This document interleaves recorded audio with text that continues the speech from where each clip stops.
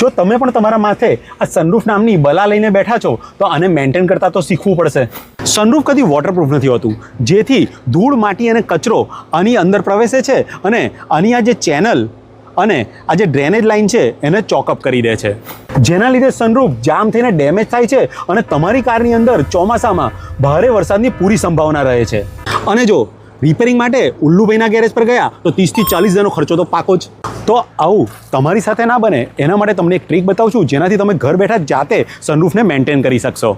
આના માટે દર 6 મહિને તમારે આ સનરૂફની કેનલ અને આ જે ચેનલ છે એની અંદર જે જમા થયેલો કચરો છે એને સાફ કરવાનું છે. અને એ સાફ કરવા માટે તમે આ WD-40 કે કોલિન જેવું કેમિકલ યુઝ કરી શકો છો. WD-40ને આ રીતે જામી ગયેલા મેલ પર સ્પ્રે કરી દેવાનું છે, જે ચોંટી ગયેલા માટી કચરાને સોફ્ટ કરી એને ઉખાડવામાં મદદ કરશે. એ પછી બ્રશની મદદથી આ માટી અને કચરાને બહાર કાઢી લેવાનું છે.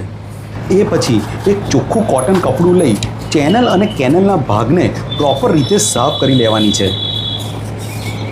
જો આ ડ્રેનેજ લાઇન સાફ હશે તો આમાં આવતું પાણી ઇઝીલી ડ્રેનેજ લાઇન દ્વારા ડ્રેન થઈ નીચે જતું રહેશે. અને જો ડસ્ટ ને કચરાના લીધે જો ડ્રેનેજ લાઇન ચોકઅપ થઈ તો પાણી ઓવરફ્લો થઈ કારની અંદર પડી શકે છે અને કારને મોટું નુકસાન પહોંચાડી શકે છે. ચેનલ પ્રોપર સાફ થયા પછી તમારે એક આ રીતનો સિલિકોન સ્પ્રે લેવાનો છે અને એનો જે આ ચેનલનો ભાગ છે એના પર આ રીતે સ્પ્રે કરી દેવાનો છે, જેનાથી સનરૂફ એકદમ સ્મૂથ વર્ક કરશે.